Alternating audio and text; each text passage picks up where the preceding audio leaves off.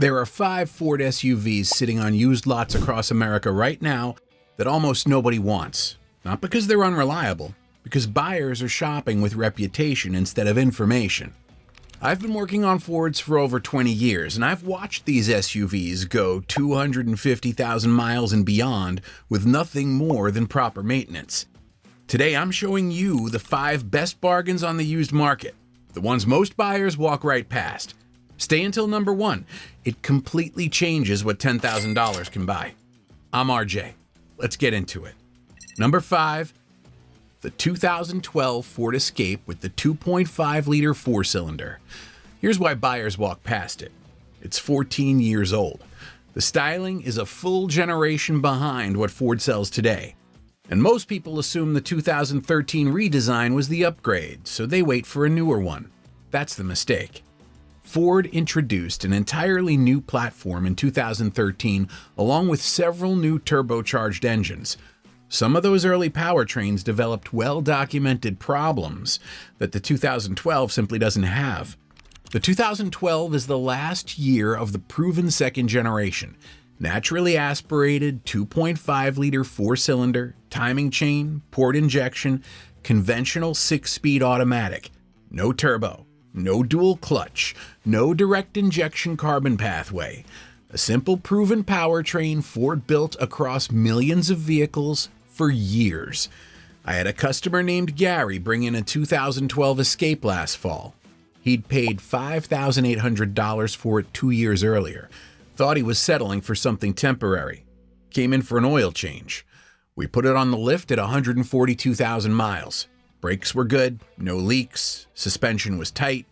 He asked me what to watch for.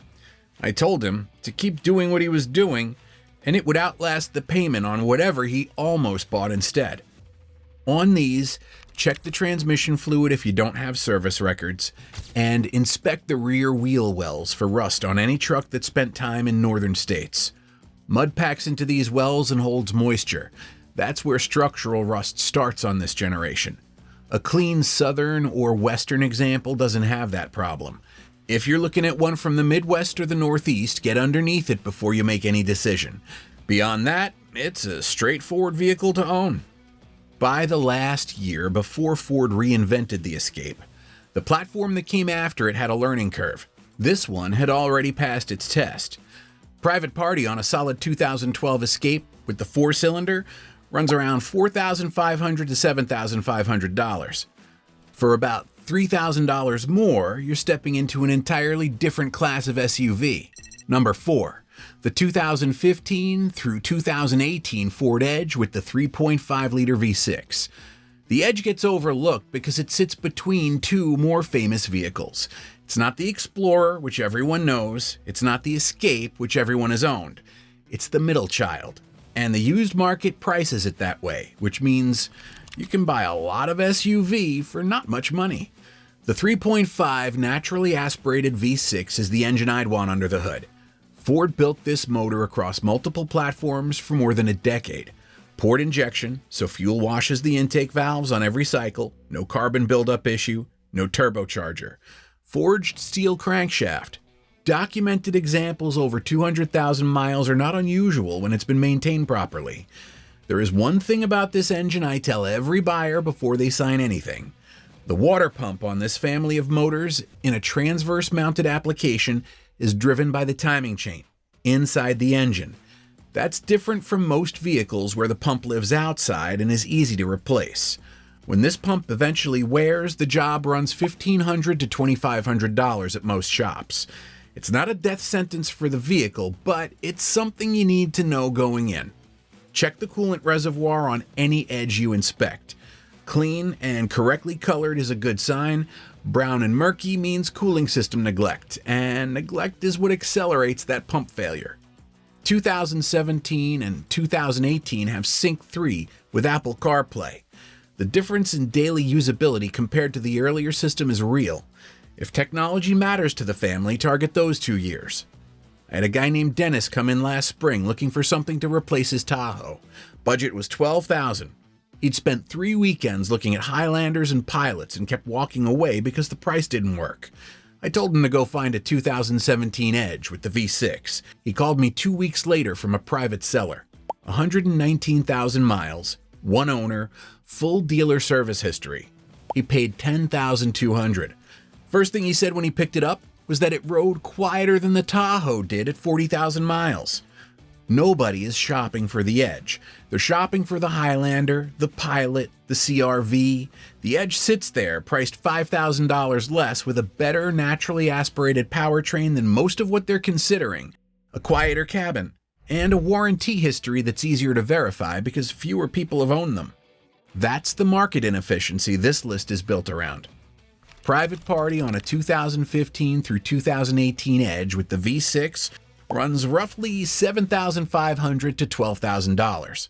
Most people buying a used SUV overpay, or buy the wrong year of the right vehicle because they don't know what to inspect or what to ask for.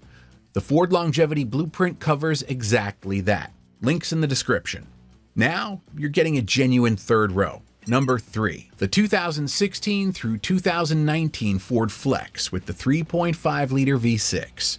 Here's why Flex owners never sell them. They bought a vehicle nobody else understood, and then they figured out what it actually is. The interior is more practical than almost anything in this price range. 3 rows with real space, a flat floor, a cargo area that stays functional even with the third row up. Adults can sit in the back. That's not something you can say about most 3-row crossovers at this price. Ford was hoping to sell 100,000 of these a year. They sold fewer than 40,000. That's the best thing that ever happened to the used market for these vehicles, because the people who own them won't let them go, which means the ones that do come available tend to be well kept. The engine is the same 3.5 V6 I already described in the Edge. Same internal water pump design I mentioned earlier. Same note applies at inspection. The best years for a used Flex are 2016 through 2019, the last 4 years of production. The earliest model year had power steering issues. 2013 had electrical complaints. The later years are the sorted out version of the platform. A retired teacher I know named Patricia bought a 2017 Flex 2 years ago. 4 grandkids ranging from 6 to 16. She needed to move all of them at once without anyone arguing about legroom. I checked the one she found before she bought it. 117,000 miles, fluid and good shape throughout, clear coolant, solid records back to the original owner. PTU fluid had been changed, which matters on all-wheel drive Flexes, and most owners skip it. This one hadn't been skipped. I told her it was a clean truck. She called me 3 months later to say she'd already taken all 4 grandkids on a road trip to Tennessee, and the 16-year-old had fallen asleep in the third row. She also asked me what PTU fluid was. I told her she didn't need to know, just keep doing what the last owner did. Ford built the Flex and nobody wanted it. Today, the owners won't sell them. That gap between what the market thinks it's worth and what owners know it's worth, that's your opportunity. Private party on a 2016 through 2019 Flex runs roughly $9,000 to $15,000. Here's where you stop compromising. Number 2, the 2017 through 2018 Ford Explorer with the 3.5-liter naturally aspirated V6. The Explorer is the SUV every American family knows. For over a decade, it was the default answer when someone asked what a family should drive. The used market has priced it accordingly, but not as aggressively as you'd expect because most buyers are still chasing the wrong years. The 5th generation Explorer ran from 2011 through 2019.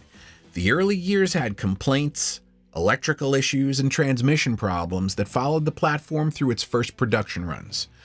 By 2016 through 2017, Ford had sorted most of that out. The 2017 and 2018 are the years where the platform matured without the price jumping to reflect it. The engine I want in this truck is the naturally aspirated 3.5, not the 2.3 EcoBoost and not the 3.5 EcoBoost Sport. The naturally aspirated V6 avoids the complexity of turbocharged direct injection and its maintenance demands. Same port injection advantage I've already described. Same timing chain reliability. Same internal water pump design as the Edge and Flex. One quick check of the coolant reservoir at purchase. The 6-speed automatic in these trucks is sensitive to fluid condition. These transmissions are good when they're maintained and expensive when they're not. If there's no transmission service history in the records, that's your first job after purchase, before anything else. Sync 3 with Apple CarPlay starts on the 2017 Explorer. 7 seats, 3 rows, 4-wheel drive available, tow rating up to 5,000 pounds. Modern forward collision warning and lane keeping assist across most trims. This is a complete family vehicle in every sense. A 2017 Explorer that was new on a dealer lot for $33,000 is sitting on used lots right now for $10,000 to $15,000. The crossover with 2 rows that cost the same amount new and has less interior space is selling for more because the badge is more familiar. The math stops making sense the moment you compare them side by side. The most recognized family SUV in America, in its most reliable years, priced below what most people spend on a commuter car. That's what happens when reputation does the selling instead of information. Private party on a 2017 through 2018 Explorer with the naturally aspirated V6 runs roughly $10,000 to $15,000. And this is where the market completely loses its mind. Number 1. The 2011 through 2014 Ford Expedition with the 5.4-liter 3-valve V8. Now, before the comments fill up with never buy a 5.4, I'm going to address that directly. I know where that reputation came from. The trucks built between 2004 and 2008 with this engine had a documented spark plug problem, timing chain issues, and cam phaser failures that cost owners real money. Those trucks earned the reputation they have. These later trucks are a different ownership experience than the early examples that built the reputation. By 2011, Ford had spent years refining this engine family. The 6-speed automatic, the 6R80, is one of the most durable transmissions Ford has ever built. The same unit that's proven itself across hundreds of thousands of F-150s. The J.D. Power quality scores for the 2011 Expedition specifically are among the highest the model ever received. The main complaints on a 2011 through 2014 are cosmetic. Paint blistering on the aluminum hood and tailgate from the factory paint process. That's not a mechanical concern. What this engine asks for is simple and non-negotiable. Clean oil changed on schedule. The variable cam timing system runs on oil pressure. Solenoids, phasers, chain tensioners, they all live on clean oil pressure. An owner who's changed the oil every 5,000 miles with full synthetic and has the records to prove it has a completely different engine than the same truck without that history. That's the entire variable. When you inspect one, cold start is the first thing. Engine's been sitting overnight, you want complete silence. Any chain rattle at cold start, any metallic ticking in the first 30 seconds, walk away. Let it warm up fully, then idle it hot and listen again. Silence, both cold and hot, is what you're buying. And you need to see the oil records. If they don't exist, the conversation is over, no matter what the price looks like. A woman came into my shop 6 months ago in a 2012 Expedition she'd owned for 9 years. 311,000 miles on it. She needed front brake pads. That was the entire visit. Water pump at 220,000 miles, brakes twice before this, tires on schedule, oil every 5,000, full synthetic, receipts in a folder in the glove box. Engine quiet at idle. Transmission shifted clean. Some paint lifting on the hood, which is normal for this generation. That's what a well-maintained late 5.4 looks like. She asked me if she should think about replacing it. I told her to keep driving it. Now here's the math. A new 2026 Expedition starts at $57,000. 8 seats, 9,200 pound tow rating, body on frame, 3 full rows that fit adults. A 2012 or 2013 Expedition with documented service history is available today for $6,000 to $11,000. That gap exists entirely because a few years of early production established a reputation that buyers still carry into the lot and apply to trucks that don't deserve it. The best family SUV value in the used market right now isn't the one everybody wants, it's the one everybody thinks they should avoid. That's exactly how undervalued vehicles work. 5 Ford SUVs. 5 vehicles the used market is underpricing because buyers are using reputation as a substitute for inspection. The escape at the entry point, the last year of a proven platform with no complexity and no turbo. The edge as the step up nobody's making. The flex is the discovery most buyers walk past without understanding what they're looking at. The Explorer as the most recognized name in family SUVs at a price that stopped reflecting what the vehicle actually is. And the Expedition, which changes the math entirely for anyone willing to do a pre-purchase inspection and ask for the oil records. Every vehicle on this list has the same thing in common. People avoiding them are avoiding a reputation, not a reality. The inspection checklist for any of these, what to check, what to ask for, what to walk away from, is in the Ford Longevity Blueprint in the description. If this helped you make a smarter decision on the used lot, hit subscribe. I'll see you in the next one.